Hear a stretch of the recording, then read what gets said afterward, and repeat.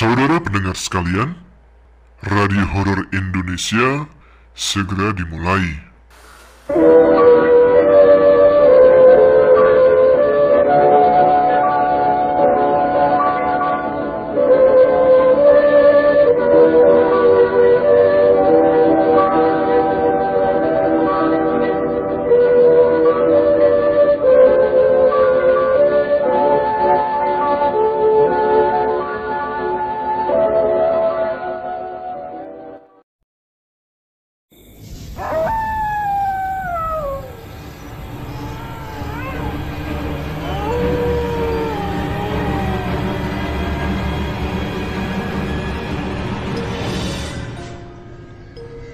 Assalamualaikum warahmatullahi wabarakatuh. Jumpa lagi dengan saya Tama dalam Ada Apa Gerangan Season 2. Bagaimana kabar kalian? Semoga selalu diberikan kesehatan dan rezeki yang cukup. Kembali dalam segmen Radio Horor Indonesia. Ada yang bingung? Loh, kan belum malam Jumat Mas Tama, kok ada RHI? Karena kali ini RHI FM tayang khusus merayakan Hari Kemerdekaan Indonesia. Nah, karena edisi kemerdekaan, saya akan membacakan cerita pengalaman mistis yang berhubungan dengan pocong. Kenapa pocong? Karena pocong ini filosofinya cocok dengan kemerdekaan. Pocong itu bentuk merdeka dari pedihnya dunia. Tapi ternyata setelah merdeka dari dunia, kemerdekaannya masih terikat oleh tali pocongnya. Makanya, mereka suka protes kalau ada yang lupa melepas tali pocongnya. Ini kayak bilang, "Aku udah merdeka, kenapa masih diikat-ikat ini?" Itu saya ngarang aja sih ya. Tapi kalau ada yang mau nambahin karangan saya, silakan ditulis aja di kolom komentar. Oke, kita langsung aja mulai ke cerita pocong yang pertama. Cerita kali ini ditulis oleh Nugraha. Dan seperti apa ceritanya? Langsung saja teman-teman Ada Apa Gerangan, ceritanya mulai dari sini. Malam hari menjelang jam 12 malam, tentunya saat yang paling enak buat meringkuk di kasur ditemani istri. Tapi tidak demikian dengan si Mansur. Bukannya meringkuk, satpam gudang tembakau ini malah sedang merengut. Mukanya yang mirip Vin Diesel waktu memerankan Groot jadi kelihatan lebih sangar. Ya, Mansur memang sedang marah besar tepatnya. Cukup besar untuk membuatnya menjauhi kasur, bahkan minggat dari rumah. Dan itu sangat bisa dimaklumi, mengingat sumber masalahnya memang ada di rumah. Siapa lagi kalau bukan istrinya? Itu juga tidak mengejutkan. Siapa yang tak pernah punya masalah dengan istri? Kebanyakan ahli jiwa sudah sepakat, bunga-bunga cinta mulai busuk setelah 3,5 bulan pernikahan. Kebiasaan yang dulu terlihat lucu jadi berubah menjijikkan. Tingkah laku yang sebelumnya membuat birahi, belakangan malah membuat darah tinggi. Mansur dan istrinya tak terkecuali. Mereka malah mencuri start. Tak perlu menunggu 3,5 bulan. Habis malam pertama, mereka sudah bertengkar. Di kamar pengantin lagi. Sampai-sampai kerabat yang masih di luar jadi ketakutan mengira keduanya kesurupan. Padahal masalahnya sepele, tapi rumit. Mansur menuduh istrinya tidak nurut karena menolak diajak bercinta dengan gaya helikopter. Maklumlah, Mansur penggemar berat film-film bokep.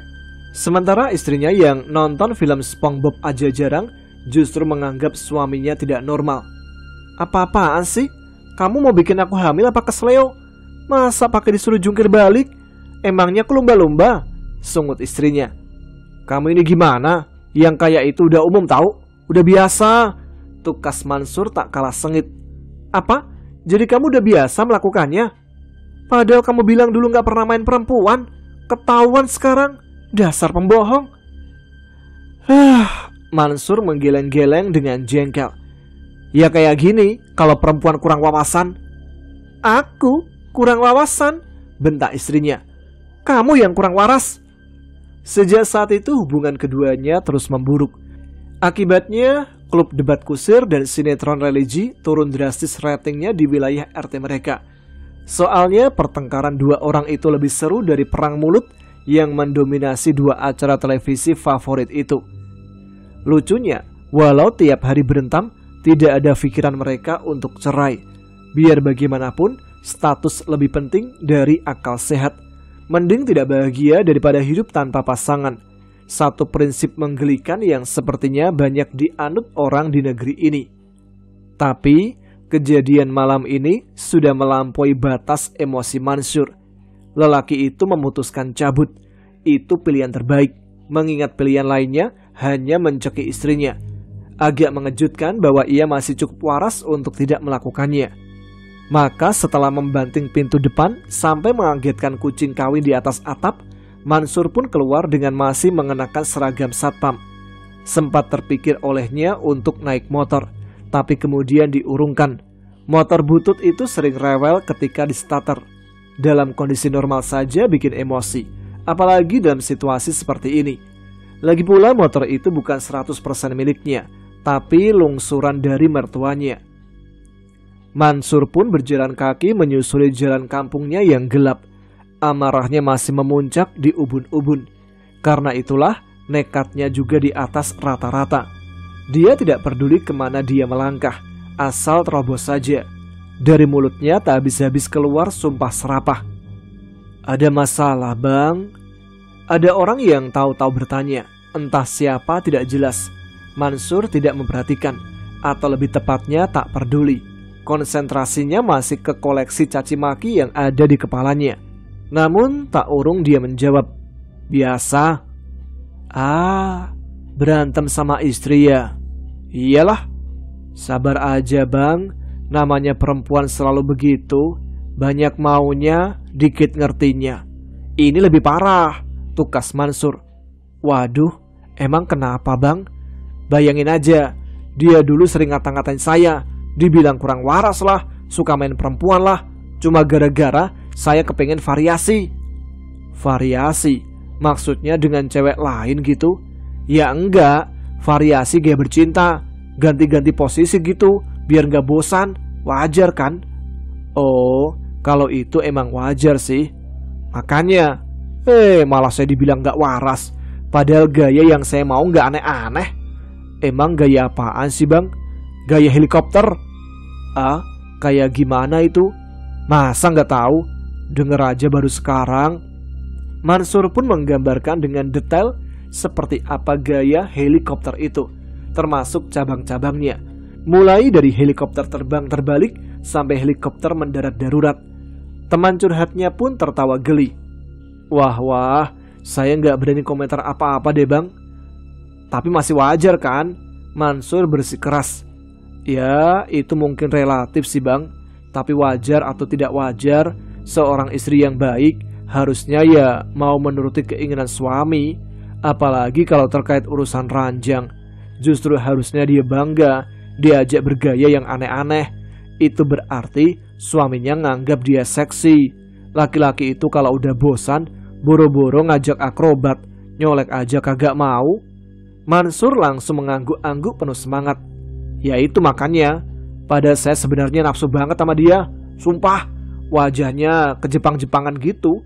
Mirip banget sama saya kayak Yamamoto." "Oh, panglima tentara Jepang ya?" "Bukan, anggota HKB 48. Anggota Jemaah Batak." "Bukan, itu nama grup idol." "Oh, Indonesian Idol. Ya memang cantik-cantik sih." "Wah, abang beruntung loh dapat istri bertampang artis. Saya ngimpi aja ditolak." Untuk pertama kalinya Mansur tersenyum meski wajahnya masih galau.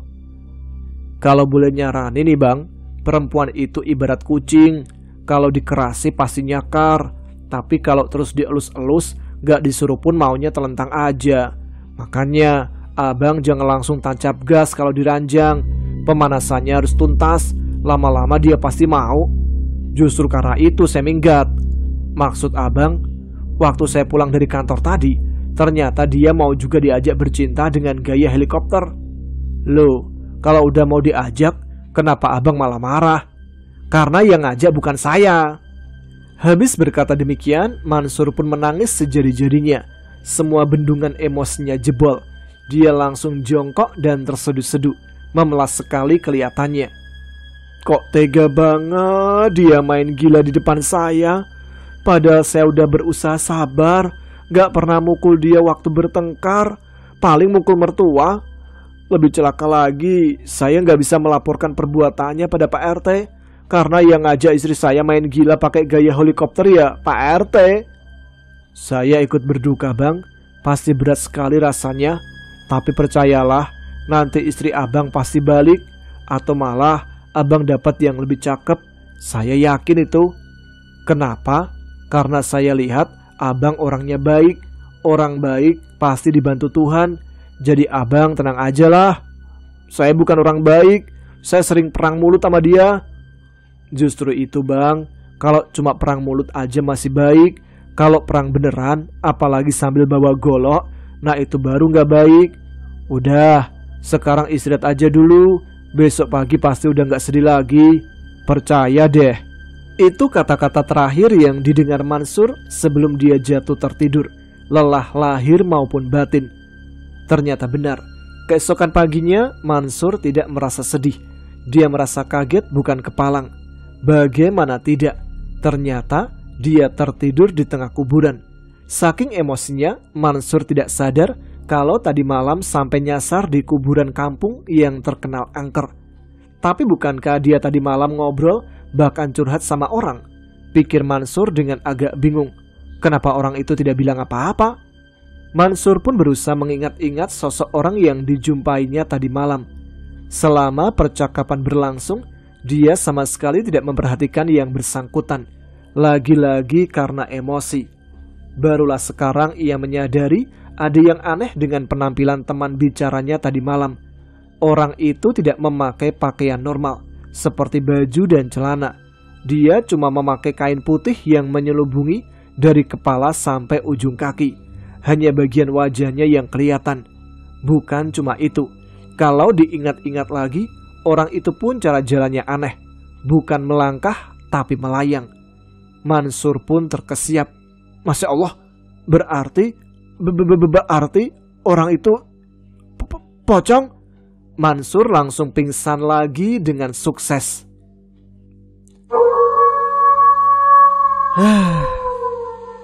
Mansur, gaya helikopter. Pak RT. Oke, kita menuju ke cerita yang kedua. Cerita yang akan saya bacakan kali ini merupakan treat dari Simple Man yang berjudul Pocong Mbak Sum.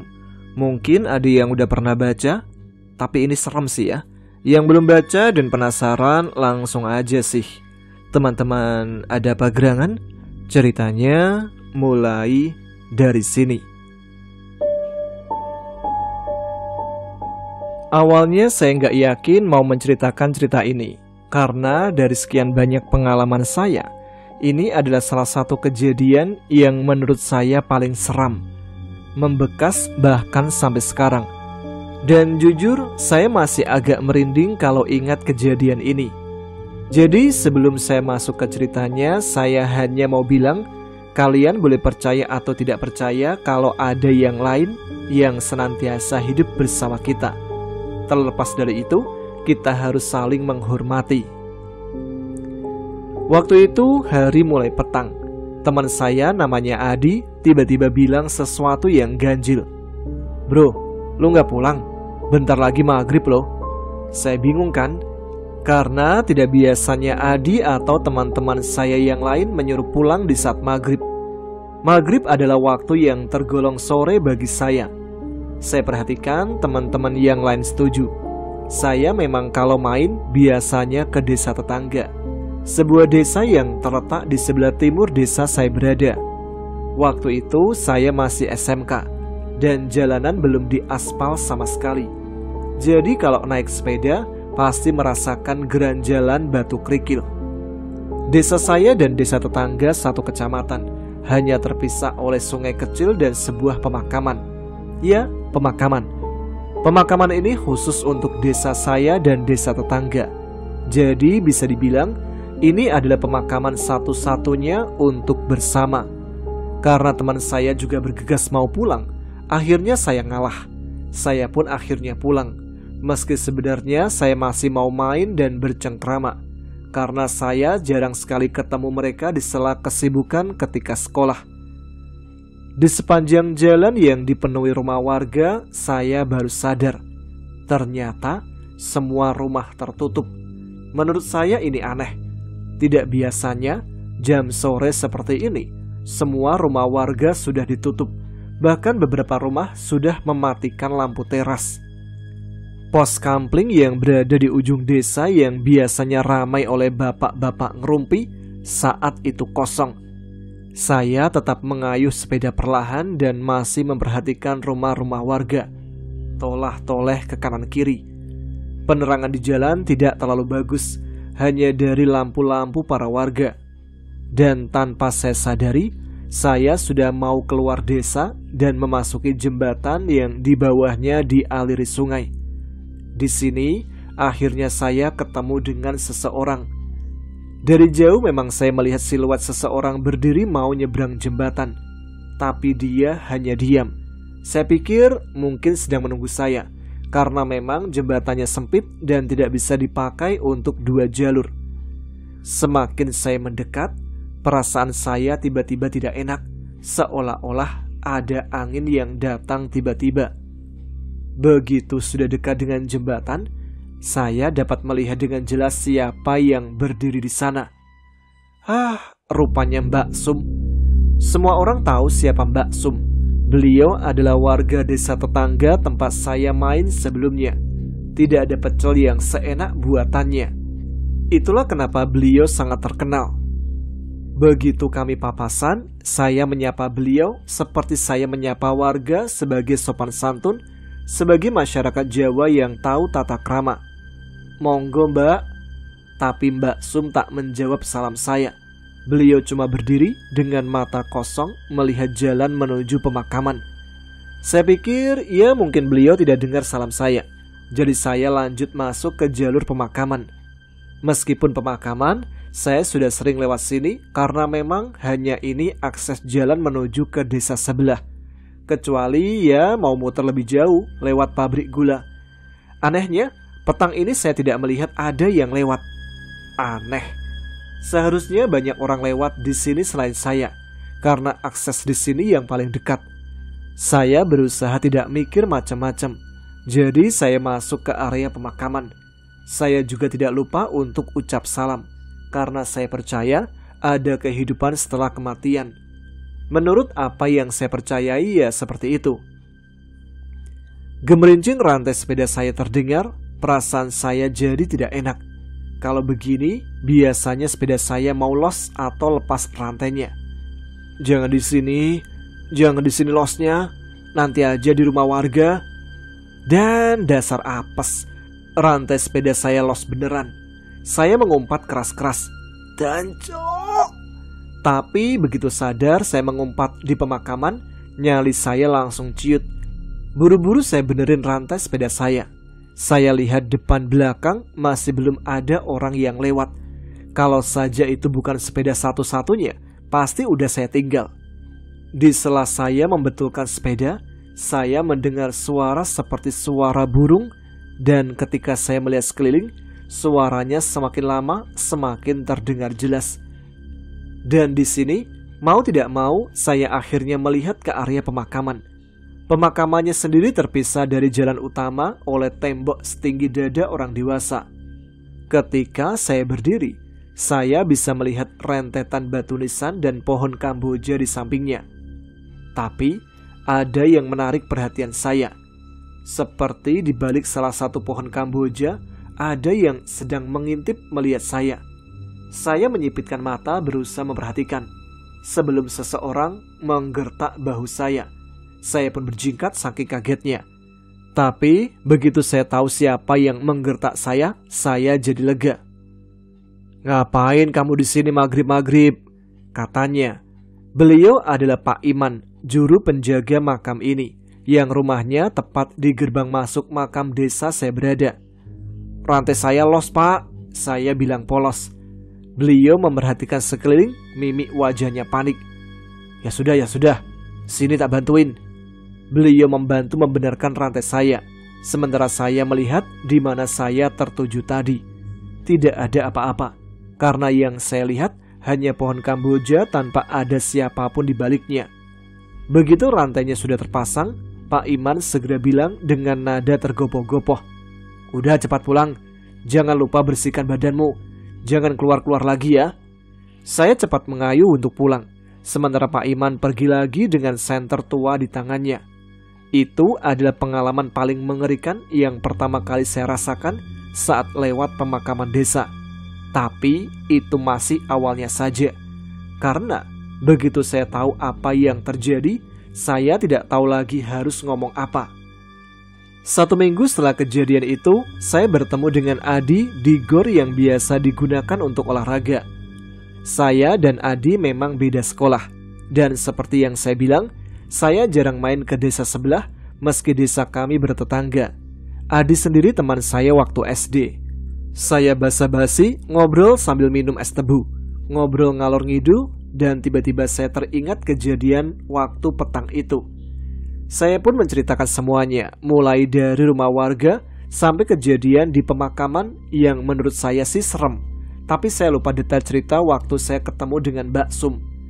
Awalnya Adi tidak tertarik dengan cerita saya, dan soal rumah yang sudah dikunci itu adalah hal yang lumrah terjadi. Saya tahu kayaknya Adi menutupi sesuatu. Saya juga cerita kalau di pemakaman seperti melihat ada orang yang mengintip dari balik pohon kamboja sebelum Pak Iman datang. Adi saat itu masih tak tertarik. Sampai akhirnya saya cerita, saya bertemu Mbak Sum di jembatan di atas aliran sungai antar desa. Di saat itu saya tahu Adi tampak pucat dan melihat saya dengan tatapan ngeri. Adi tidak berbicara apapun. Kemudian dia pamit karena dia harus balik ke sekolah. Saya tidak penasaran sama sekali, karena memang semua rentetan kejadian tidak ada yang perlu membuat penasaran. Sampai akhirnya, ketika saya di rumah dan ibu saya bilang tidak masak, saya usul kepadanya, "Beli pecelnya Mbak Suma aja, Mak." Ibu saya hanya melihat saya dengan tatapan bingung. "Loh, kamu gak tahu?" kata ibu. "Tahu apa, Mak?" "Mbak Sum kan udah meninggal 1 bulan yang lalu." Innalillahi. Saya cuma batin karena saya baru tahu sekarang. Jujur saja saya itu orangnya emang interaksi sosialnya kurang. Jangankan tetangga desa, tetangga sendiri saja saya kadang lupa namanya. Saya masih tak percaya dengan apa yang baru saya dengar. Sampai saya baru ingat kejadian saya bertemu dengan Mbak Sum bukannya baru seminggu lalu. Saya kaget. Saya pun tanya pada ibu, apa nggak salah soal kapan meninggalnya Mbak Sum? Beliaunya bilang kalau tidak salah, karena ibu ngelayat ke sana. Tapi, ibu merasa ada yang aneh ketika pemakaman. Saya tanya apa, tapi ibu tidak mau kasih tahu. Katanya, pamali membicarakan kematian seseorang dan tidak pantas saja yang begituan diceritakan. Akhirnya saya pun mendesak ibu untuk bercerita, karena saya sumpah penasaran, sekaligus saya ingin memastikan. Ibu tetap kekeh tidak mau bercerita, tapi ibu hanya bilang tidak ada yang diizinkan untuk melihat jasad Mbak Sum yang mau dikebumikan. "Tanya aja bapakmu, dia akan ikut nguburin." Saya baru ingat, bapak biasanya membantu setiap ada pemakaman. Jadi akhirnya saya menunggu bapak pulang kerja. Begitu bapak pulang, saya langsung menanyakan perihal pemakaman Mbak Sum. Bapak hanya melihat saya dengan tatapan penuh selidik. Beliau hanya berucap, "Hus, gak etis ngomongin orang yang udah gak ada." Saya tak mendapat info apapun akhirnya dari bapak. Kemudian saya kepikiran soal Adi. Saya bela-belain mencari Adi di rumahnya. Dan akhirnya kami ketemu di lapangan. Dia sedang main bola bersama dengan yang lainnya. Saya pun ikut main bola. Setelah main bola, saya bertanya tentang hal itu. Adi dan yang lainnya hanya diam-diam saja. Tidak ada satupun dari mereka yang mau cerita. Saya akhirnya pulang dengan kecewa. Saya coba menghitung lagi, kapan tanggal kematian Mbak Sum dengan kejadian saya bertemu beliau di jembatan samping pemakaman. Saya masih tak habis pikir kalau Mbak Sum sudah tidak ada 1 bulan yang lalu. Lalu, siapa dong yang waktu itu ketemu saya? Intinya waktu berjalan dengan cepat dan saya bertemu dengan Adi lagi. Dia sedang bersama dengan teman sekolahnya ngopi di warung dekat alun-alun. Di sini saya menghabiskan banyak waktu untuk mengobrol dengan dia. Sampai akhirnya dia nyeletuk. "Lu masih penasaran kenapa gua nggak mau ngomongin soal Mbak Sum?" Otomatis saya kaget dong. Udah lama saya tidak tertarik lagi dengan hal itu. Dan udah meyakinkan diri mungkin saya salah lihat waktu itu. Tapi pertanyaan Adi terlalu menggiurkan untuk ditolak. Jadi saya bilang, "Iya, gua masih tertarik." Adi melihat sekeliling seperti mau membicarakan sesuatu yang rahasia. Kemudian dia melihat saya sambil setengah berbisik, "Mbak Sum jadi pocong, bro." Dengar hal itu, yang pertama kali saya ucapin hanya, "Astagfirullah, lu jangan ngaco di." Ucap saya nggak percaya. Adi menyangga ucapan saya dan bilang, kalau 40 hari setelah kematian Mbak Sum, di desanya diteror oleh pocong yang menyerupai wujud Mbak Sum. Di sini saya hanya diam mendengarkan Adi menceritakan semua informasi dan pengalaman-pengalaman semua warga kampung yang melihat dengan mata mereka sendiri. Adi masih terlihat takut. Terdengar dari suaranya yang rada pelan, seolah-olah apa yang dia ceritakan ini bakal mengejar dia kalau dia cerita pada seseorang. Dan saya semakin penasaran. Kurang ajar. Singkatnya, Adi cerita kalau sebelum Mbak Sum meninggal, beliau sempat sakit keras. Nah, di sini Adi juga tidak tahu karena dia tidak ikut menjenguk. Yang menjenguk hanya ibu-ibu atau tetangga sekitar. Masalahnya, rumor yang Adi dengar, sakitnya Mbak Sum itu tidak umum alias ganjil. Kalau yang dia dengar dari ibu dan bapaknya sendiri, di mana Adi curi dengar waktu mereka ngobrol, kalau Mbak Sum dikirimi santet. Tapi orang tua Adi sendiri tidak mau ambil spekulasi lebih jauh. Yang jelas, waktu melihat muka ibunya bercerita, wajahnya antara ngeri dan kaget. Anak-anak tetangga juga ramai pada ngomongin Mbak Sum. Mereka penasaran apa yang menimpa beliau. Tapi waktu itu sudah tidak boleh ada yang menjenguk lagi. Rumahnya seperti sengaja ditutup dan tidak menerima tamu. Cerita yang paling jelas yang Adi tahu dari kondisi Mbak Sum datang dari Bu Mi, tetangga Mbak Sum sendiri yang kebetulan punya warung. Waktu Adi lagi nongkrong, kebetulan Bu Mi lagi cerita dengan tetangga yang lainnya. Di sini Adi dengar dengan jelas Bu Mi bilang kalau wajahnya Mbak Sum aneh. Seluruh wajahnya menghitam dan kondisi matanya melotot. Tidak hanya itu, bagian tubuhnya yang lain juga tidak kalah hitam. Ada luka semacam melepuh dan juga dipenuhi nanah. Mbak Sum hanya meraung menahan sakit. Semua orang yang melihat katanya tidak bisa ngomong apa-apa. Seperti semacam syok melihat ada yang seperti ini. Keluarga Mbak Sum sendiri juga tidak bisa berbuat apa-apa. Kabarnya mereka sudah sempat memanggil orang pintar. Nah, anehnya di sini, beberapa orang pintar baru melihat rumahnya. Ada yang langsung putar balik dan bilang kalau dia tidak mampu. Ada yang sempat masuk, tapi kemudian pamit. Katanya dia tak bisa berbuat apa-apa. Dan bahkan kabarnya, sampai ada yang didatangkan dari luar kota dan hanya menggeleng saja. Keluarganya pun akhirnya menyerah dan mulai pasrah. Hampir semua tetangga yang sudah berkeluarga tahu hal itu. Tapi mereka sepakat tidak membongkar rahasia ini, terutama agar orang luar kampung tidak tahu. Tapi yang namanya mulut orang-orang kita ya, orang Indonesia yang udah merdeka udah 79 tahun ini, kadang berita seperti ini menyebar begitu cepat.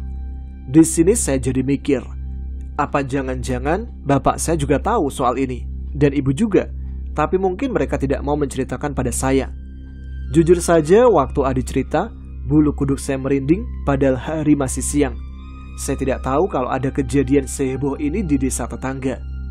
Tepat setelah setengah bulan kurang lebih Mbak Sum menderita, akhirnya keluarga mengatakan beliau meninggal. Di sini Adi bisa lihat sendiri ada yang aneh dengan pemakamannya. Rumahnya ditutup oleh kain hitam, sementara warga hanya membantu seadanya menyiapkan pemakaman. Adi sendiri hanya membantu memotongi bambu, sementara dia melirik ke sana kemari memperhatikan gelagat keluarga yang mulai memasang kembang di sekeliling rumah. Saat itu sekitar jam 4 sore, tapi langit sudah gelap dan suasana sangat tidak enak. Jenazah dibawa ke makam pada jam 5 kurang, diiringi warga sekitar. Kemudian tiba-tiba, Adi dan pemuda-pemuda lain dicegah untuk ikut. Niat gua cuman pengen bantu bro, kata Adi. Tapi hampir semua orang dewasa wajahnya pucat. Akhirnya pemakaman dilangsungkan tertutup. Hanya warga dan orang dewasa yang ikut. Di sini Adi mendengar sendiri dari Mas Piko, sepupunya yang kebetulan boleh ikut. Dia cuma bilang, "Untung lu kagak ikut kemarin." Adi kaget terus bertanya. Katanya sempat ada yang pingsan sekitar 4 orang. Mas Piko cuma diam beberapa menit sambil menghisap rokok di tangannya. Pingsannya mereka karena nggak kuat lihat. Mas Piko melirik Adi, wajahnya tegang. Udah, nggak pantas ini diceritain. Tapi Adi tahu, mereka pingsan waktu lihat jenazah Mbak Sum. Mulai dari sini semuanya dimulai. Saya bakal menceritakan ini dari sudut pandang Adi ketika dia mendengar dari semua tetangganya. Karena terornya sendiri hanya ada di kampungnya Adi. Bu Mi adalah pemilik warung sekaligus tetangga dari Mbak Sum. Rumahnya sendiri hanya berjarak oleh gang kecil. Sedangkan warungnya tepat di seberang jalan di samping lapangan voli. Setelah acara tahlilan yang dilaksanakan setelah sholat isya, Bu Mi membuka warungnya. Beliau biasanya menyajikan kopi untuk tetangga atau orang yang sekedar ingin cari angin. Tapi malam itu suasananya lain. Tidak pernah Bu Mi merasa kondisi desanya sesepi ini. Dia cuma duduk sambil melihat jalanan yang kosong. Kemudian firasatnya tiba-tiba tidak enak. Bu Mi merasakan malam ini dia tidak seharusnya buka. Dan benar saja, setelah beberapa saat merasakan hati dan pikirannya tidak tenang, sekarang dia mencium aroma kembang Kamboja. Kembang Kamboja sendiri baunya tipis, nyaris tak berbau. Tapi kali ini baunya tercium menyengat. Dilihatnya kesana kemari mencari dari mana asal bau ini muncul. Jalanan masih sepi, sementara angin dingin malam berhembus. Masih jam 8:30, tapi suasananya nyaris seperti jam 12. Sampai akhirnya Bu Mi mendengar suara seseorang memanggil. Suaranya merintih. Bo. Bu Mi tahu pemilik suara itu. Beliau juga tahu di mana suara itu terdengar. Tapi hati dan pikirannya mencoba menolak. Sementara suara memanggil itu terus terdengar. Bo, iki aku, Bo. Setelah perang batin, Bu Mi akhirnya berbalik. Dilihatnya, sosok yang memanggilnya berdiri di depan pintu warung. Seketika itu Bu Mi cuma bisa berucap istighfar sambil menutup matanya rapat-rapat. Karena apa yang ia lihat benar adanya. Itu Mbak Sum tapi dengan wujud pocong. Samar Bu Mi masih mendengar sosok yang menyerupai Mbak Sum berbicara. Bo, tolong Bo. Bu Mi masih menutup mata sambil mulutnya memanjatkan ayat-ayat. Suaranya tidak mau hilang. Suaranya terus meminta tolong. Dengan keberanian yang tersisa, Bu Mi melihat Mbak Sum masih berdiri. Wes Talando, wes. Awakmu sekarang udah beda alam. Kembalilah Yondo, bali o. Tapi seperti tidak mengindahkan permintaan Bu Mi, sosok itu masih berdiri di tempatnya. Tolong Bo.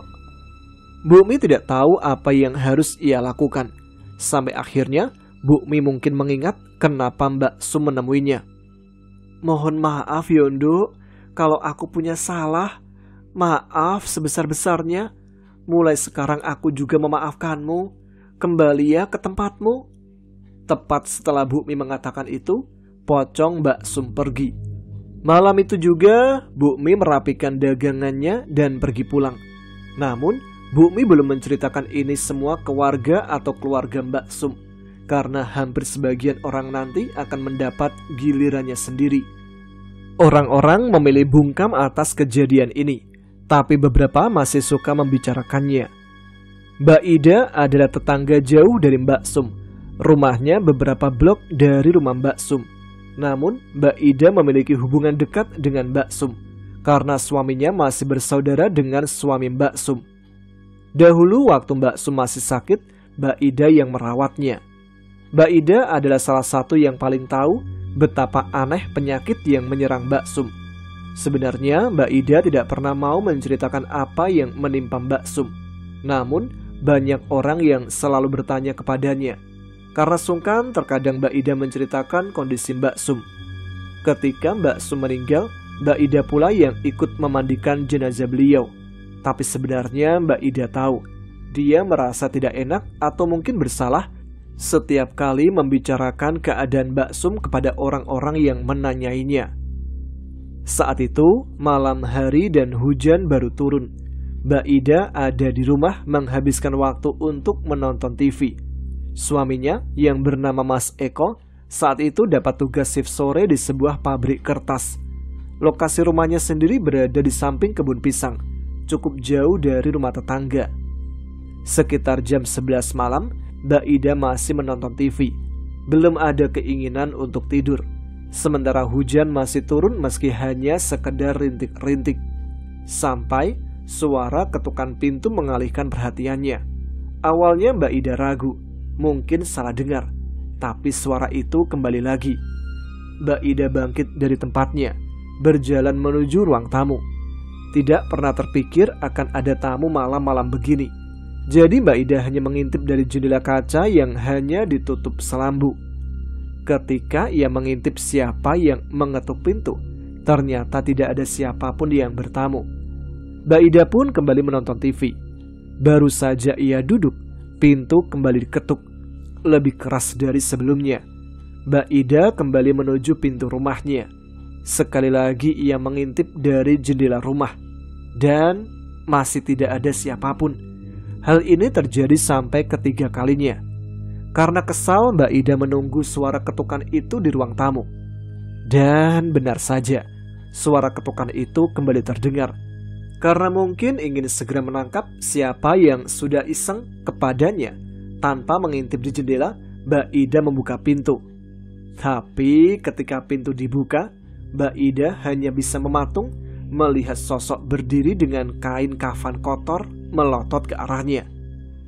Kata Adi mencuri dengar saat Mbak Ida cerita, beliau mencium bau amis seperti bangkai darah. Besoknya, Mas Eko menemukan Mbak Ida pingsan di ruang tamu dengan pintu terbuka lebar. Mas Eko yang panik segera membangunkan Mbak Ida. Kabar tentang pocong Mbak Sum segera menyebar. Ditambah pengakuan Bu Mi kalau beliau juga melihatnya tempo hari. Bu Mi menceritakan kejadian itu, hanya saja ia mencium bau bunga Kamboja, sedangkan Mbak Ida mencium aroma bangkai ayam. Kejadian ini hampir membuat satu desa heboh. Pak RT sampai akhirnya bicara dengan keluarga almarhumah dan akhirnya sepakat untuk memanggil orang luar. Saat itulah orang yang dimintai tolong menjelaskan bila Mbak Sum meninggal tidak wajar dan biasanya diikuti dengan penasaran. Untuk alasan kenapa Bu Mi dan Mbak Ida didatangi oleh beliau, karena mereka membicarakan hal yang seharusnya tidak dibicarakan. Saat dimintai jalan keluar itu, orang pintar itu hanya bilang, tunggu sampai 40 hari, maka ia akan pergi dengan sendirinya. Untuk yang tahu keadaan beliau sebelum meninggal, lebih baik diam saja, tidak perlu diumbar atau diceritakan. Orang itu juga memberi nasihat untuk tidak keluar rumah setelah hari petang. Di sini saya jadi tahu alasan Adi menyuruh saya pulang waktu itu. Saya juga jadi tahu kenapa Adi dan teman-teman yang lain tidak mau membicarakan hal ini. Karena dasarnya saya masih penasaran, saya pun bertanya. Setelah Mbak Ida, apakah Mbak Sum masih menampakkan diri? Adi hanya diam lama, lalu bilang, 40 hari, desa gua udah kayak desa mati. Dan karena hal ini gak boleh dibicarain, ada tukang bakso yang apes waktu lewat desa gua. Bicara tukang bakso, saya jadi ingat satu orang yang sering warawiri desa saya sama desa Adi. Namanya Cak Mat, pedagang bakso yang dorong gerobak dan gerobaknya dicat pakai warna coklat. Makanya orang-orang lebih kenal dengan nama bakso coklat. Adi mengiyakan jawaban saya. Bakso coklat biasa berkeliling di desa saya sekitar jam 5 sampai jam setengah 6. Kemudian dia akan melewati desa Adi pada jam 6 lebih. Karena begitu mencekamnya keadaan saat itu, surau yang digunakan sholat hanya dihadiri beberapa orang. Itu pun yang rumahnya bersebelahan dengan surau. Bakso coklat lewat seperti biasanya. dan tidak tahu apapun tentang apa yang terjadi di desa itu. Jam 6 sampai jam 7 jalanan sepi. Jadi beliau melewati desa Adi ke desa yang lebih jauh. Nah, entah apa yang dipikirkan oleh Cak Mat, karena biasanya dia tidak kembali ke desa Adi, tapi melewati pabrik gula ke desa-desa tetangganya. Tapi malam itu, sekitar jam 11, Cak Mat kembali ke desa Adi. Mungkin beliau penasaran karena tidak biasanya desa itu sepi. Sekaligus mungkin ia ingin menjajakan sisa dagangannya. Barangkali saja nanti ada yang mau beli. Pucuk dicinta, ulam pun tiba. Seseorang memanggilnya. "Bakso coklat." Keluar dari rumah yang Cak Mat tahu sebagai rumah penjual pecel. Mbak Sum keluar mengenakan daster yang biasa. Waktu itu Cak Mat tidak menaruh curiga sedikit pun. Beliau menerima mangkok yang dibawa oleh Mbak Sum. Basa-basi seperti penjual pada umumnya, namun tidak diindahkan oleh Mbak Sum. Mbak Sum hanya diam saja memperhatikan Cak Mat menjajakan dagangannya di atas mangkok. Yang diingat Cak Mat ketika cerita keesokan harinya adalah, ia bertanya, "Mbak, kayaknya kamu udah sehat ya?" Mbak Sum masih diam saja. Cak Mat masih belum curiga. Setelah selesai menjajakan pesanannya, Cak Mat berniat memberikan baksonya kepada Mbak Sum. Tapi seperti disambar geledek, yang di depannya sudah bukan Mbak Sum lagi, tapi pocong yang wajahnya hitam pekat melotot ke arahnya.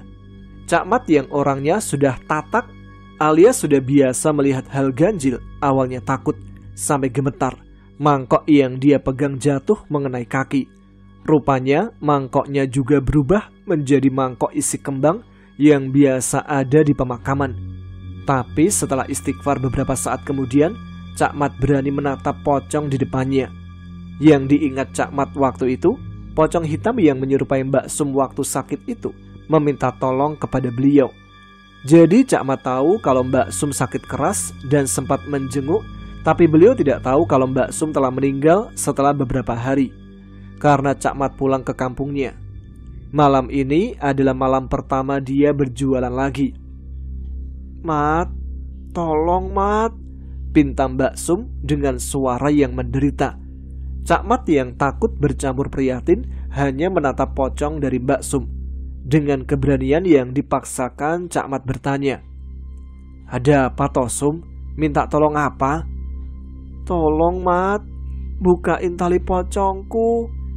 Cak Mat saat itu hanya diam, bimbang antara mau membantu atau tidak. Karena Cak Mat pernah dengar ada yang membukakan tali pocong dan berakhir meninggal. Jadi pernah ada kejadian di daerah lain, ada pemuda yang nekat membantu membukakan tali pocong. Tapi rupanya wajah pemuda itu disembur sampai melepuh. Dan konon pocongnya itu sendiri adalah pocong kiriman. Tidak mau berakhir seperti itu, Cak Mat hanya meminta maaf tidak sanggup. Pocong Mbak Sum tidak mau pergi, bahkan mengikuti Cak Mat yang kemudian mendorong pulang dagangannya. Pocong Mbak Sum bahkan menungguinya di rumah kontrakannya. Istri Cak Mat sampai bingung melihat suaminya tidak mau tidur dan melihat teras terus. Keesokan paginya, Cak Mat menemui keluarga Mbak Sum dan meminta maaf sebesar-besarnya. Karena dulu ketika menjenguk, Cak Mat beberapa kali mengatakan hal yang kurang baik di hatinya. Seperti wajah Mbak Sum yang buruk sekali ketika kena penyakit ini. Hal itu sebenarnya tidak disengaja. Setelah kejadian itu, Cak Mat tidak berjualan di desa Adi sementara waktu. Dan beliau tidak melihat Mbak Sum lagi di depan rumahnya. Tapi cerita yang terakhir ini didengar dari Mas Supri tetangganya sekaligus manten baru. Mas Supri ini dulunya sempat merantau keluar Jawa. Beliau kembali ke Pulau Jawa setelah menikah dan menempati rumah orang tuanya. Waktu cerita tentang pocong Mbak Sum sedang heboh-hebohnya, Mas Supri yang selalu bilang untuk tidak percaya hal begituan, dia mengaku sudah sering lihat yang lebih menakutkan dari sekedar pocong di luar Jawa. "Ah, setan di Jawa mah biasa aja. Di Kalimantan setannya lebih ngeri-ngeri." Tapi malam Jumat itu tidak akan pernah Mas Supri lupakan. Ketika beliau cerita ke Adi dan teman-temannya, Mas Supri seperti masih tak percaya apa yang ia lihat. Waktu itu Kamar mandi dan toilet jadi satu, tapi terpisah dengan rumah utama. Jadi kalau mau ke toilet harus keluar rumah dan jalan beberapa langkah untuk sampai. Tapi malam itu suasananya lain, lebih dingin, dan Mas Supri ingin buang air besar. Dia keluar rumah lewat pintu belakang, berjalan sebentar lalu sampailah di toilet. Sudah lepas celana, Mas Supri menyalakan rokok di dalam toilet. Sampai akhirnya dia merasa perasaannya mendadak tidak enak, semacam tidak tenang. Diikuti suara ayam. Mas Supri masih tidak pikir macam-macam, tapi lama-kelamaan semakin berisik ayamnya. Belum selesai suara ayam, bau anyir langsung tercium. Sempat dia pikir asal baunya dari limbah buatannya, tapi baunya lain. Setelah selesai, dia bergegas keluar. Dan betapa kagetnya dia saat di luar toilet, Mbak Sum berdiri menyambutnya. Mas Supri tidak ngomong apa-apa, tapi langsung lewat dan masuk ke rumah. Dipikir sudah aman, tapi bau anyir masih kecium di hidungnya. Ketika sudah masuk kamar, Mas Supri naik keranjang. Istrinya sudah tertidur lelap, tapi bau itu belum juga hilang. Karena sudah tidak tahan, Mas Supri membangunkan istrinya. Istrinya yang bangun dan sedikit kesal kemudian bertanya, "Ada apa, Thomas?" Mas Supri hanya bilang, "Dek, bacakan ayat kursi. Ada Mbak Sum di sini." Mendengar itu, istrinya awalnya kaget, tapi segera mulutnya membaca melantunkan ayat. Setelah bau itu hilang, istrinya hanya bilang, "Tadi Mas lihat ada Mbak Sum tak?" Mas Supri hanya menunjuk sebelah almari. "Tadi Mbak Sum ada di sana, Dek." Adi kemudian mengatakan setelah 40 hari itu, semua warga ramai mengadakan pengajian khusus di dekat pemakaman. Dan setelah malam itu, pocong yang menyerupai Mbak Sum sudah tidak terlihat menampakkan diri. Tapi katanya sempat masih ada yang lihat, tapi cuma di dekat pemakaman. Dan yang lihat itu bukan warga desa, tapi orang umum. Terlepas dari apa yang menimpa desa dan musibah keluarga Mbak Sum, belum ada yang bisa memastikan apakah itu benar-benar Mbak Sum ataukah jin yang menyerupai Mbak Sum. Karena pernah ada yang bicara kalau itu bukan Mbak Sum, tapi jin usil yang kebetulan ingin menggoda. Setiap kali orang-orang pintar yang didatangkan tidak mau bercerita perihal itu. Mereka cuma mengingatkan agar tidak lagi membicarakan hal-hal buruk yang menjadi aib saudaranya. Tapi tetap saja, kehebohan ini dulu benar-benar membuat geger satu desa. Untuk yang tanya bagaimana sakit Mbak Sum, masih tidak ada yang tahu apa penyebabnya. Kabarnya itu kiriman dari orang yang tidak suka dan ingin mencelakai keluarga Mbak Sum. Saya yang benar-benar mengalami melihat Mbak Sum di jembatan saja, masih kadang gak percaya kalau kejadian itu benar-benar terjadi. Jadi terserah kalian mau percaya atau tidak percaya, karena kebenaran hanya milik Allah Subhanahu wa Ta'ala. Dan saya menceritakan ini hanya ingin membagi pengalaman, sekaligus semoga kita dapat belajar dari hal ini, bahwa membicarakan aib saudara, tetangga, atau orang lain itu tidak baik, karena sebaik-baiknya kita kelak akan mendapat balasannya. Tuh kan, serem. Saya itu ikut ngebayangin lokasinya karena hampir mirip dengan desa nenek saya dulu yang ada di daerah Ngelajo. Emang Simple Man kalau nulis cerita nggak pernah gagal buat merinding pembacanya sih ya. Ya sudah, kita langsung menuju ke cerita berikutnya. Masih banyak nih, dan langsung saja kita simak ya. Ceritanya mulai dari sini. Sebut saja nama saya Hambali dan istri saya bernama Sumirah. Kami tinggal di sebuah kampung yang tenang dan asri. Ketenangan kami terganggu tiba-tiba saja saat adik kami yang paling kecil menikah dengan seorang gadis kota. Memang ada begitu banyak kasus mengenai hubungan menantu dan mertua yang tidak baik, dan sayangnya itu terjadi kepada adik kami. Sebut saja namanya Tono. Tono memiliki seorang istri dari kota, sangat cantik, modis, mata duitan dan sedikit pemaksaan. Sebut saja namanya Rohani. Saya tidak tahu bagaimana asalnya adik saya Tono ini bisa kenal lalu menikah dengan Rohani. Anak laki-laki yang bisa dibilang tertutup, tidak punya banyak teman, tapi kok dapat istri cantik yang modis dan berasal dari kota. Awalnya kami pikir si rohani ini istri yang baik, tapi kenyataannya ibu kami diperlakukan semena-mena. Saya dan Tono tinggal satu rumah. Kami bekerja cukup jauh dari rumah dan hanya pulang 1 bulan, paling beberapa hari saja. Sementara saudara-saudara tertua kami tinggal di kota yang lainnya. Rohani dan istri saya tentu saja bertugas untuk merawat ibu kami. Tapi istri saya, Sumirah, kerap cerita kalau rohani itu selalu saja marah-marah kepada ibu kami yang sudah tua dan sepuh. Ibu kami memang sudah lama tak bisa bergerak, hanya berbaring saja di tempat tidur. Tapi beliau masih mau mendengarkan rekaman suara orang-orang yang mengaji, masih mau sholat, masih mau puasa. Memang kadang-kadang sedikit lupa, karena beliau sudah sangat-sangat tua. Usia beliau saat itu hampir 100 tahun. Tentu saja perilakunya kadang-kadang sebagian ia bersikap layaknya seperti bayi. Tapi saya pikir tidak ada pantasnya seorang menantu yang melawan kepada ibu mertuanya. Sumirah bilang kalau sedang marah, rohani nunjuk-nunjuk ibu saya. Ngata-ngatain kalau ibu saya itu beban hidup sambil melotot matanya. Kadang-kadang juga membuang ludah membuat ibu saya menangis. Kadang-kadang Sumirah bukan gak mau menunggu ibu saya 24 jam. Sumirah kadang ke pasar, kadang memasak sehingga tidak bisa untuk terus berada di sisi ibu saya.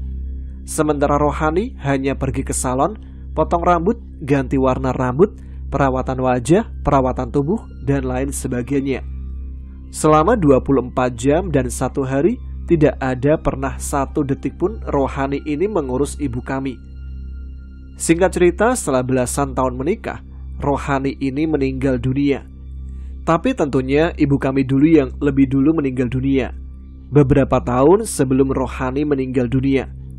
Rohani meninggal dunia dalam keadaan yang bisa dibilang cukup berbeda. Bisa dibilang juga meninggalnya dalam keadaan yang tidak baik. Matanya melotot dengan tubuh yang kaku dan lidah yang menjulur keluar. Saat itu istri saya sibuk mencari uang logam 1000-an zaman dulu yang berat. Katanya itu bisa diletakkan di mata orang yang meninggal agar mata orang itu menutup. Bisik-bisik pun terdengar, tapi saya yakin sekali bukan Tono, bukan Sumirah, atau bukan saya yang menyebarkannya. Itu katanya azab bagi menantu yang suka marah-marah sama mertuanya. Seperti cerita sinetron saja ya, atau seperti cerita buku-buku hidayah. Tapi memang itu terjadi pada ipar saya rohani. Saya dulunya adalah tukang gali kubur yang sudah tidak bertugas seperti itu lagi karena sudah punya pekerjaan di luar kota. Tapi teman-teman saya ada banyak dan saya masih berhubungan baik dengan mereka. Saat saya menghubungi mereka untuk membuatkan lubang galian bagi ipar saya bolak-balik karena teman-teman saya selalu komplain. Hambali, makamnya seperti ini. Hambali, kok tiba-tiba seperti ini? Memang kadang-kadang mereka menangkap keganjilan-keganjilan. Tapi baru kali ini, keganjilan-keganjilan itu seolah datang bertubi-tubi.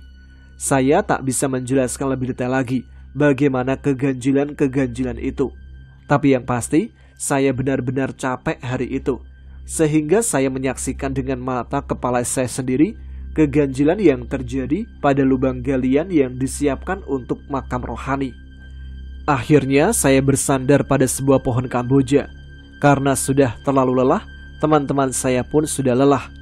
Tono menyusul ke makam dan menanyakan apakah lubang galian sudah siap. Walaupun terkejut, tapi ya kemudian memohon agar Allah mengizinkan istrinya untuk dimakamkan di tanah itu. Setelah asar, akhirnya keranda yang membawa jenazah rohani tiba di sana. Ada seorang ustadz yang selalu tampak bersisian dengan Tono. Mungkin sebelum ustadz tiba, Tono sudah menceritakan begitu banyak hal yang ia khawatirkan. Ustadz mengangkat tangan dan mulai berdoa. Orang-orang pun mulai mengangkat tangan dan menundukkan wajahnya. Tono terdengar terisak. Mungkin ia bersedih. Istrinya tak mulus jalannya untuk dimakamkan. Tapi pada akhirnya, tepat jam 7 malam, akhirnya makam itu selesai. Orang-orang pulang ke rumahnya. Istri saya dibantu ibu-ibu lainnya sudah menyiapkan sajian ala kadarnya bagi orang-orang yang takziah. Pada jam 9 malam, tamu-tamu yang selesai takziahan sudah pulang.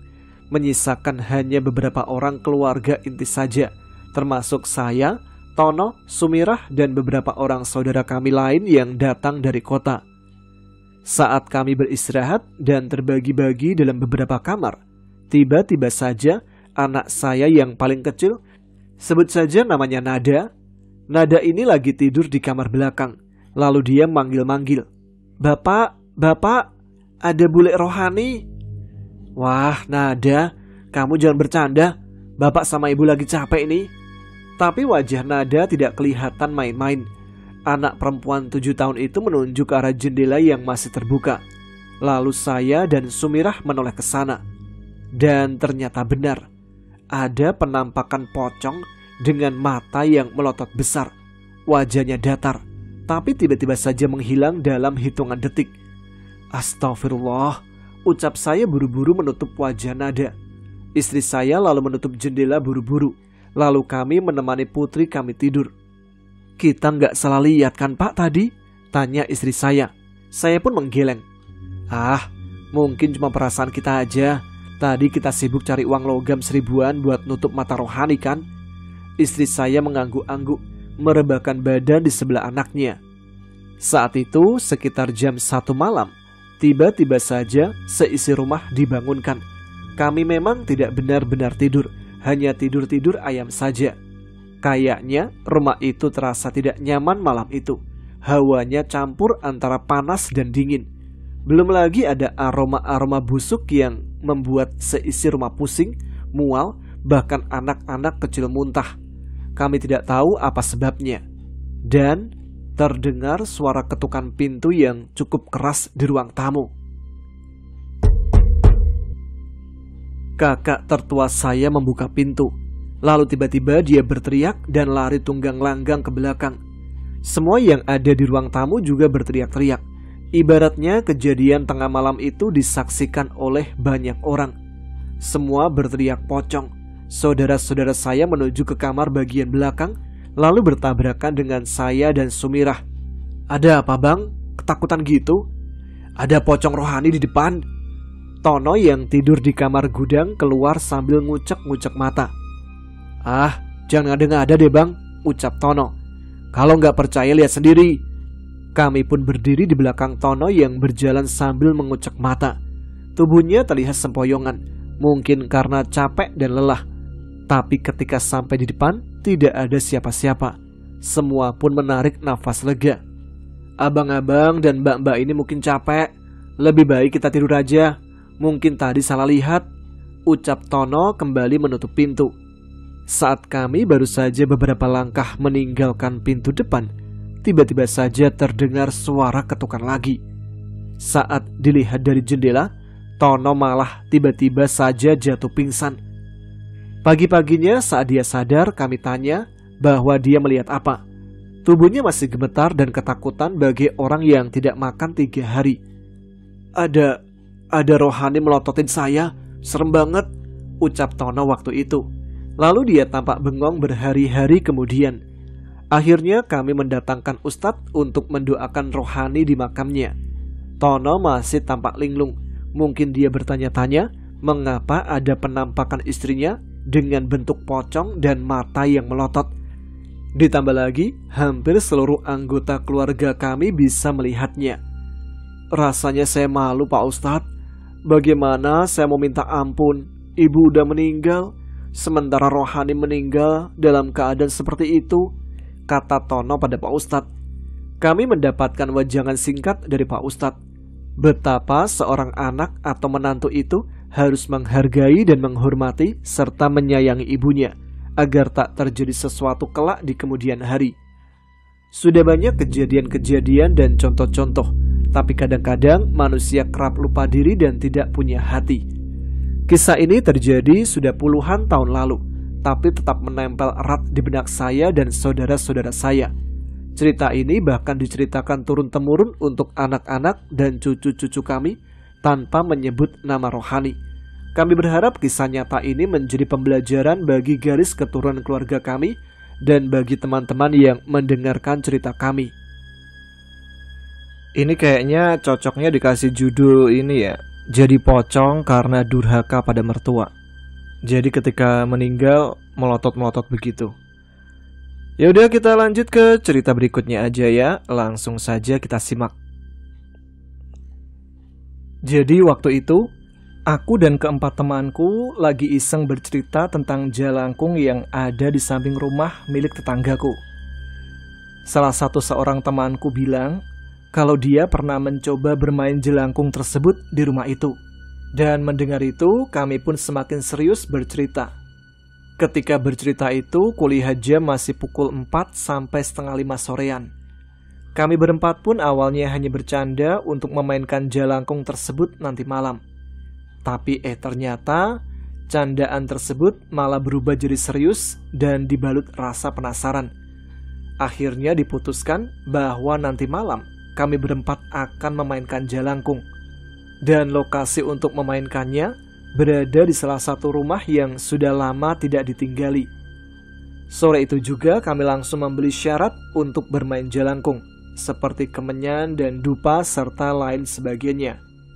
Sore menjelang malam, kami sudah standby di depan rumah kosong itu. Waktu itu mungkin masih pukul 8 malam, tapi suasana saat memasuki rumah kosong tersebut sangat membuat bulu kuduk langsung berdiri, disertai perasaan panas dingin. Dan sesampainya di dalam, tepatnya di salah satu depan pintu kamar, kami pun memulai ritualnya. Kami menyiapkan satu buah papan whiteboard beserta spidol yang menancap di dada jalangkung tersebut. Kami berempat mulai menyalakan kemenyan dan dupa. Setelah persiapan dasar usai, ritual pun berjalan. 3 orang termasuk aku memegang jalangkung dengan posisi duduk membentuk segitiga, sedangkan di tengahnya adalah jalangkung tersebut. Sedangkan 1 orang lagi membacakan mantra.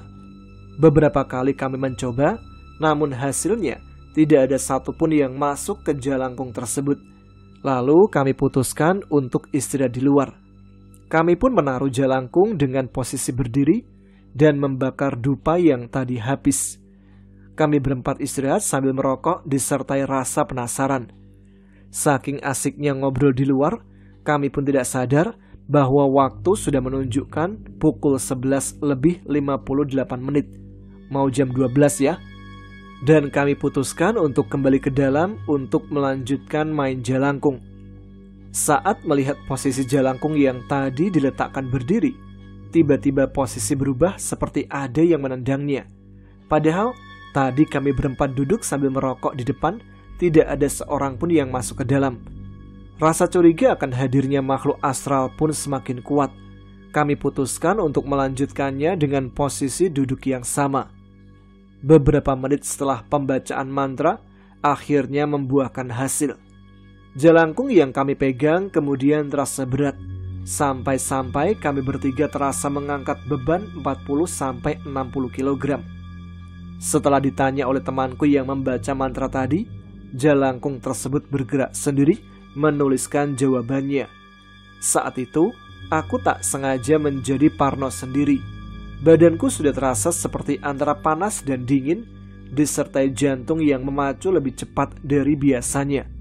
Aku tak henti-hentinya melihat ke arah kiri dan kanan, bertujuan untuk ingin melihat sosok apalagi yang menempati rumah kosong itu. Dan akhirnya pilihan itu salah. Aku melihat penampakan pocong dari arah lorong menuju kamar mandi.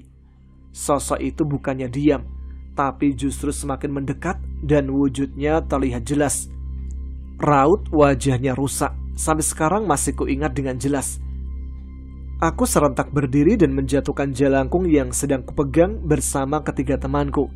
Temanku pun ikutan kaget dan ikut berdiri melihat ke sekitar. Aku yang terus menatap wajah pocong tersebut hanya menahan ketakutan dan terdiam. Tidak tahan lagi, maka kuputuskan lari ke arah luar, lalu disusul ketiga temanku. Sesampainya di luar, aku langsung menceritakannya kepada ketiga temanku bahwa tadi aku melihat sosok pocong. Tetapi di antara mereka tidak seorang pun melihatnya. Pengalaman itu membuatku sampai sekarang ini sangat takut dengan yang namanya wujud pocong. Mau itu sudah jadi hantu ataupun hanya orang meninggal yang sedang dipocongi. Pokoknya mulai dari itu aku sangat ketakutan ketika melihat wujud sosok pocong. Di sini barangkali ada yang sama? Saya saat itu tengah hamil 8 bulan dan kejadiannya itu terjadi ketika saya dan suami saya sedang bersilaturahmi ke rumah rekan kerjanya. Biasanya setiap tahun memang sudah menjadi tradisi saya dan suami untuk mengunjungi. Selain memang yang didahulukan itu sanak keluarga terdekat, untuk kemudian di lain harinya pimpinan atau bos perusahaan tempat suami saya bekerja. Pokoknya halal bihalal menjadi agenda yang wajib dan menyenangkan bagi saya pribadi.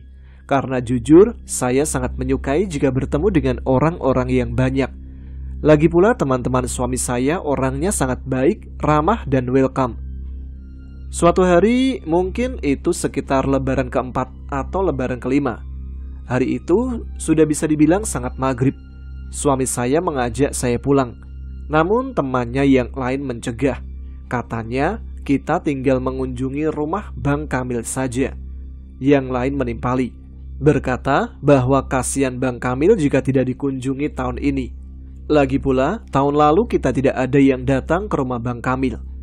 Bang Kamil ini tinggal di sebuah daerah di belakang penjara yang sudah lama terbengkalai. Jadi penjara yang ada berpuluh tahun yang lalu, namun saat ini sudah tidak digunakan lagi. Teman suami saya memaksa, mengatakan bahwa mereka semua besok sudah kembali bekerja dan tidak ada kesempatan untuk pergi halal bihalal lagi. Jadi, alangkah baiknya jika malam ini dituntaskan.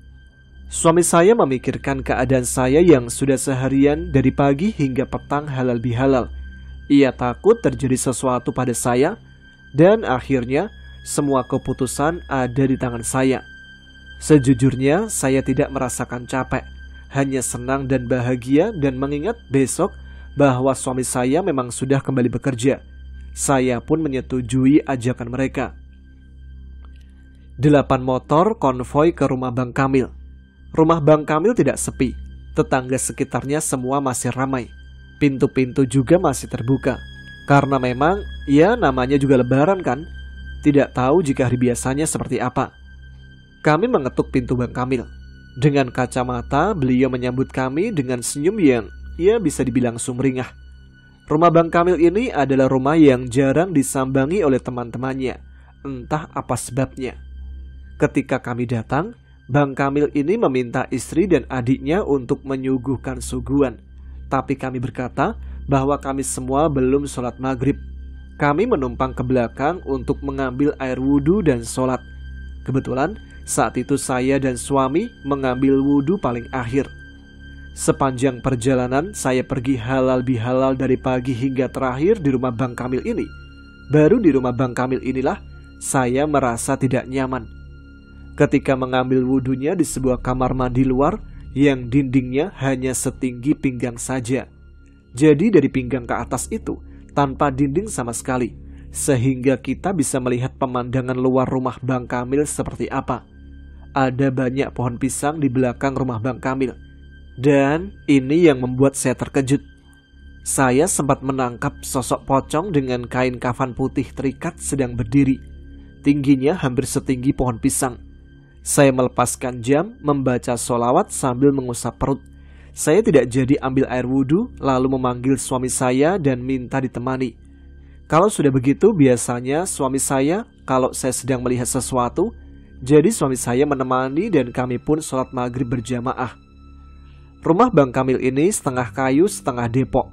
Dari lantai sampai ke beberapa meter ke atas, bata, tapi belum diplaster. Jadi terlihat jelas gurat-guratan batanya.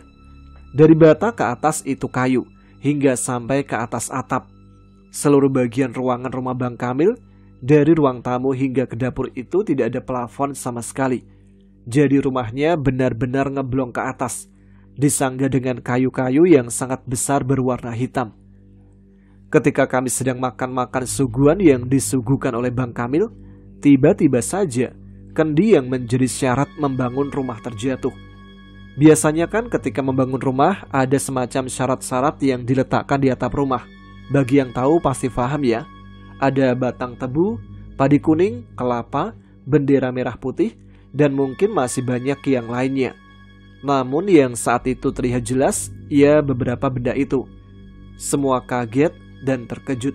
Wajah suami saya sampai pucat. Saya pun tak kalah terkejut. Demikian dengan Bang Kamil yang benar-benar merasa tidak enak hati atas kejadian itu. Padahal sebelum-sebelumnya tidak pernah terjadi sama sekali hal seperti itu. Berulang kali Bang Kamil meminta maaf. Alhamdulillah, saya nggak apa-apa bang. Abang jangan merasa nggak enak, ucap suami saya menenangkan sang tuan rumah. Mungkin memang talinya memang sudah tua atau apa. Setelah itu suami saya mengajak saya pulang, meminta saya bergegas untuk makan karena sepertinya perasaan dia sudah mulai tidak enak dan saya pun menurutinya. Ketika hendak memakai sepatu, saya teringat jam tangan saya tertinggal di belakang rumah. Sementara orang-orang yang lain sudah berada di teras. Saat saya masuk ke dalam rumah sendirian dan menuju bagian belakang rumah Bang Kamil, tidak ada lagi pocong yang berada di lahan tempat tumbuhnya pisang-pisang itu. Saya kembali ke ruang tengah, di mana makanan dan minuman yang disuguhkan oleh Bang Kamil masih berserakan. Namun tiba-tiba, sesuatu membuat saya merinding hebat. Ada sekelebatan seorang wanita dengan rambut panjang tergantung terbalik. Tapi untungnya saya sedikit lagi mencapai ruang depan. Yang bisa saya lakukan saat itu hanya berteriak memanggil suami saya. Semua orang pun datang dengan berlarian. Semua bertanya ada apa gerangan. Spontan saya langsung menunjuk ke arah langit-langit. Ada sesuatu di sana, ucap saya seperti itu terdengar sangat panik. Suami saya lalu mengajak untuk keluar. Kami duduk-duduk sebentar sebelum akhirnya pulang. Bang Kamil menunjuk ke arah sumur di sudut lahan bagian luar, bertanya apakah saya melihat sesuatu di sana. Saya bilang saya melihat seorang perempuan setengah badan dengan rambut panjang sampai ke pinggang. Bang Kamil tersenyum dan berkata, "Memang rumah ini banyak penunggunya. Pasti kamu tadi melihat pocong ya ketika sedang ambil wudhu dan melihat sesuatu yang tergantung terbalik di ruang tengah?" Saya mengangguk. Bukan untuk menunjukkan betapa sensitifnya saya, tapi saya masih beriman dan lebih percaya pada pertolongan Allah yang sangat nyata jika kita beriman. Bang Kamil berkata bahwa semua yang tak kasat mata itu tidak mengganggu. Namun teman suami saya yang lain tiba-tiba saja nyeletuk. Lah terus, kendi yang terjatuh tadi kalau nggak dibilang mengganggu apa namanya? Dalam percakapan yang sudah semakin tidak kondusif, saya pun mengajak suami untuk pulang. Terserah jika teman-teman yang lain masih ingin mengobrol di rumah Bang Kamil, karena sepertinya sangat terlihat obrolan-obrolan mengenai sesuatu yang tak kasat mata itu menarik perhatian beberapa orang. Walau memang sebagian orang lainnya menghindari untuk membicarakan masalah itu. Saya dengan suami pulang. Juga ada teman suami yang 2 orang lainnya juga pulang. Jadi ada 2 motor yang pulang dari rumah Bang Kamil sekitar jam 8 malam. Ketika melewati penjara terbengkalai yang sudah tidak terpakai itu, penjara besar memanjang yang semuanya dicat putih dengan jendela-jendela yang di bagian tengahnya diterali besi, terlihat sangat lengang dan sunyi.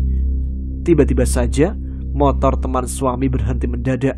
Suami saya melihat dari kaca spion, lalu membawa motornya untuk kembali ke tempat itu, bertanya ada apa kepada kedua temannya. Temannya lalu menjawab mungkin saja terjadi sesuatu, tapi nggak apa-apa, mereka bisa minta tolong pada teman-teman yang lainnya yang masih berada di rumah Bang Kamil. Keduanya meminta suami saya tidak memikirkan mereka dan melanjutkan perjalanan karena hari sudah sangat malam untuk ukuran ibu hamil seperti saya. Suami saya dan saya meminta maaf dan mengucapkan terima kasih karena mereka sudah mengerti akan keadaan kami. Kami pun berpamitan kepada keduanya, lalu melanjutkan perjalanan. Di sepanjang perjalanan pulang ke rumah itu, benar-benar telapak kaki saya terasa berat seperti digantungi sesuatu. Demikian pula dengan leher dan punggung saya. Saya berkata pada suami bahwa kaki dan punggung saya terasa berat. Suami saya berkata, bersabarlah sebentar lagi karena kita akan sampai di rumah. Belum sempat sampai di rumah, masih di sekitar penjara itu, motor kami pun mogok seketika. Ternyata suami saya tadi lupa untuk mampir ke kios bensin. Kami pun akhirnya menuntun motor hingga beberapa meter ke depan. berharap ada penjual bensin di pinggir jalan atau kios bensin. Suami saya meminta saya berjalan lebih dulu agar ia bisa mengawasi dari belakang. Saya pun mematuhinya sambil membaca sholawat. Saya berjalan, lalu dari belakang yang tadinya keadaan gelap, tiba-tiba saja ada lampu sorot mobil yang membantu suami saya. Mobil itu benar-benar sangat lambat berjalannya. Sampai akhirnya saya menemukan sebuah kios bensin kecil lalu mengisi bensinnya. Saya dan suami ingin mengucapkan terima kasih kepada mobil yang ada di belakang yang sudah membantu menerangi jalan kami. Namun, tiba-tiba saja kami merinding sangat hebat. Saya pun memeluk suami karena rasa ketakutan yang amat sangat. Dengan mata kepala kami sendiri, kami melihat bahwa mobil Kijang lama yang penuh dengan karat tidak ada sopirnya sama sekali. Ketika kami memberitahukan pada petugas kios bensin itu dan menarik-narik lengan bajunya untuk menyaksikan apa yang kami lihat, tiba-tiba saja mobil Kijang lama yang seluruh permukaannya itu penuh dengan karat menghilang begitu saja. Dengan tubuh yang gemetar, suami saya mengendari motor. Saya pun memeluknya dengan sangat erat. Saya masih sempat mendengar suami saya berkata, "Tidak apa-apa, sepertinya mobil itu baik, ingin membantu kita memberi penerangan di jalan." Saya pun membenarkan, lalu mengucapkan terima kasih dalam hati kepada siapapun atau apapun itu.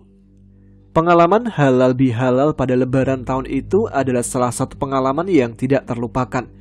Saya bahkan menceritakannya kepada kedua anak saya dan mereka sangat penasaran lalu berkata bahwa cerita saya tidak masuk akal. Ayah mereka pun menimpali, memang kisah-kisah nyata, cerita-cerita nyata mengenai pengalaman yang gaib itu memang tidak bisa dicerna oleh logika.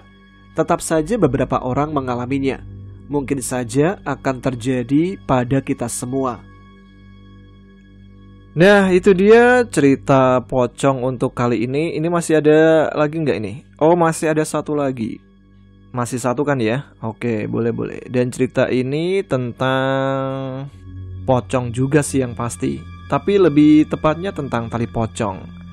Ya udah, kita langsung simak ceritanya mulai dari sini.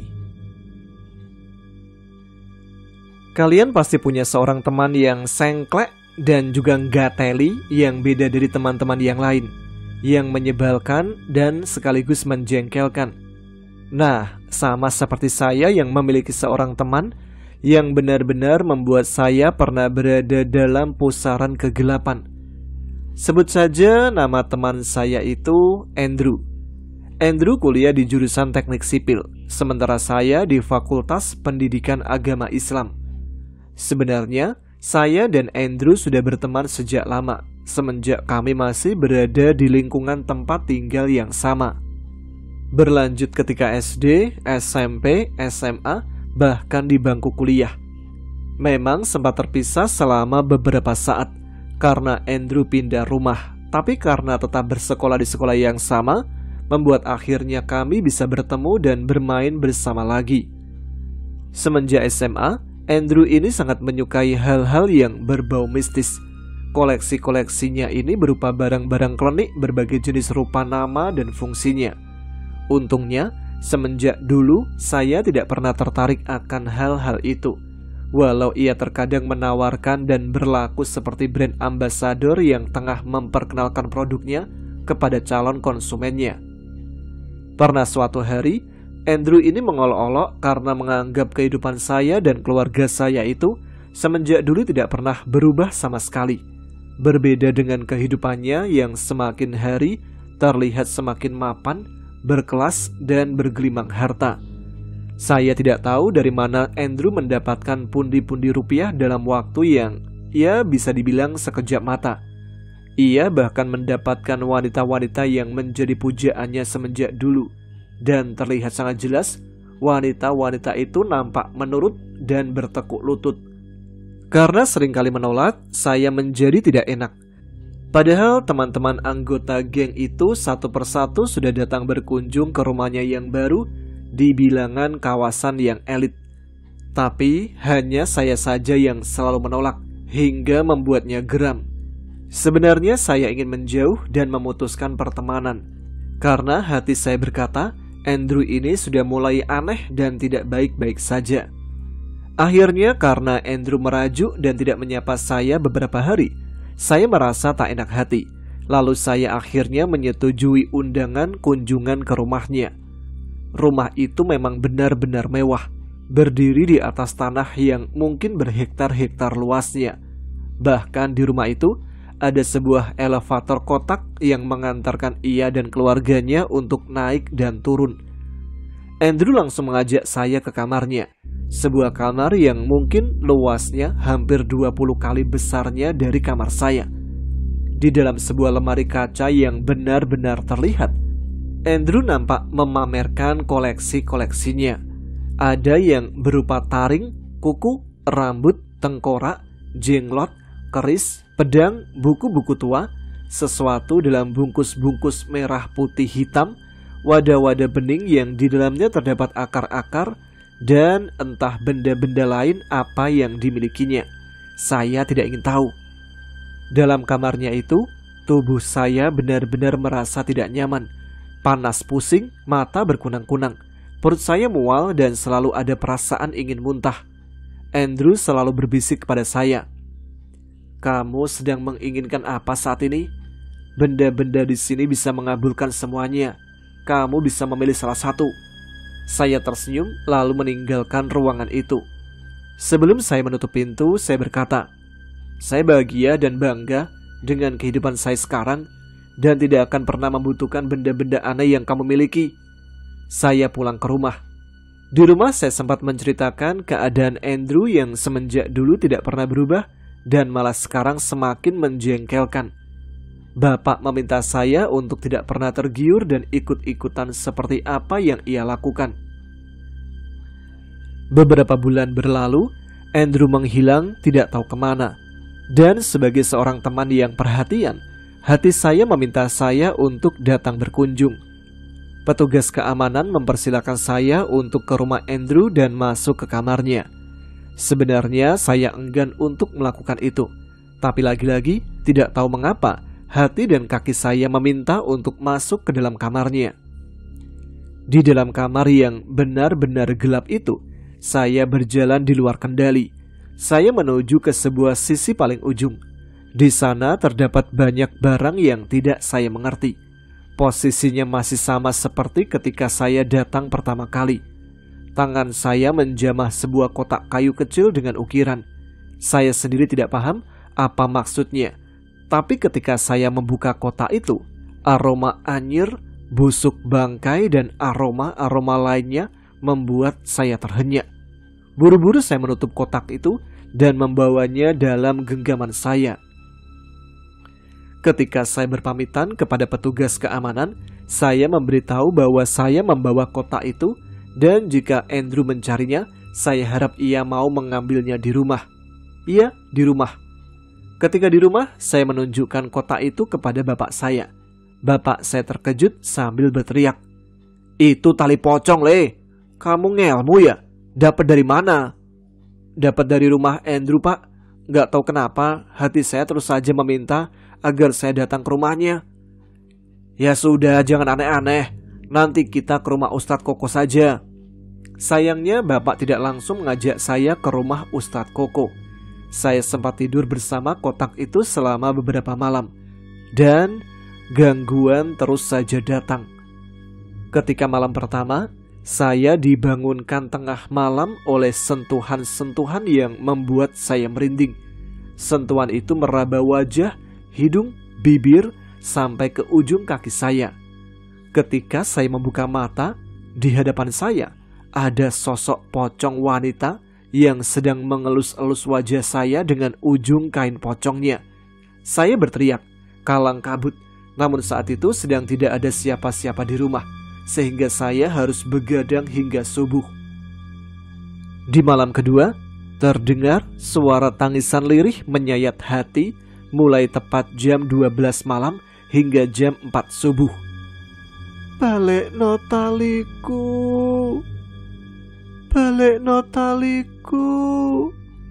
Terus saja berulang-ulang seperti itu. Karena penasaran, saya akhirnya membuka jendela. Di jendela ada sosok putih terbungkus kain kafan yang nampak tengkleng ke kanan dan ke kiri. Ia menatap wajah saya. Buru-buru saya menutup korden. Di malam ketiga, kamar saya benar-benar sangat ramai. Seolah pocong-pocong itu tengah berpesta pora dan menuntut sesuatu untuk diselesaikan. Saya yang awam ini tidak mengerti apa-apa. Saya hanya bisa marah-marah dan menyalahkan teman saya. Pikir hati saya, kenapa pocong-pocong itu mendatangi rumah saya? Padahal bukan saya yang memiliki kotak kayu berisi tali-tali pocong itu. Setelah dari itu, Bapak mengajak saya untuk ke rumah Ustadz Koko. Di rumah Ustadz, saya menunjukkan kotak itu. Ustadz Koko nampak khusyuk membacakan doa, meminta saya tetap melaksanakan sholat, mengaji, berzikir, dan mendoakan yang baik-baik untuk teman saya. Walau sebenarnya, tanpa diminta pun saya tetap mendoakan Andrew. Hingga saat ini, saya tidak tahu keberadaan Andrew. Dia ada di mana? Dan rumah kaya raya itu kini terbengkalai begitu saja. Tidak ada satu orang pun yang berani masuk ke dalam rumah itu. Bahkan ketika saya lewat rumah itu, benar-benar kondisinya sangat mengkhawatirkan. Rumah yang gelap gulita dipenuhi tanaman merambat. Bahkan ketika lewat di jalan itu, kita seolah sedang masuk ke sebuah dimensi waktu yang lain. Di mana kamu, Andrew? Saya harap kamu baik-baik saja ya. Sebenarnya ada banyak jalan yang bisa kita pilih untuk menggapai sesuatu yang kita inginkan. Tapi kadang, beberapa dari kita memilih jalan yang instan, tidak ingin berjerih payah dan menikmati prosesnya. Saya masih menyematkan doa baik untuk kamu, Andrew. Pulanglah ke rumah jika kamu masih ingat dan mau berteman dengan saya. Baiklah, itu dia cerita-cerita yang bisa saya bacakan untuk malam ini. Gak tahu kenapa sosok pocong ini menurut saya jadi hantu paling seram sih ya. Walaupun seharusnya itu gak boleh takut ya sama sosok yang begituan. Tapi kalau saya sendiri sih takut. Terserah kalian. Oke, kita selesai dengan pocong-pocongan dan menuju ke segmen khusus yang cuma ada di Radio Horor Indonesia. Apalagi kalau bukan kirim-kirim salam buat para komentar.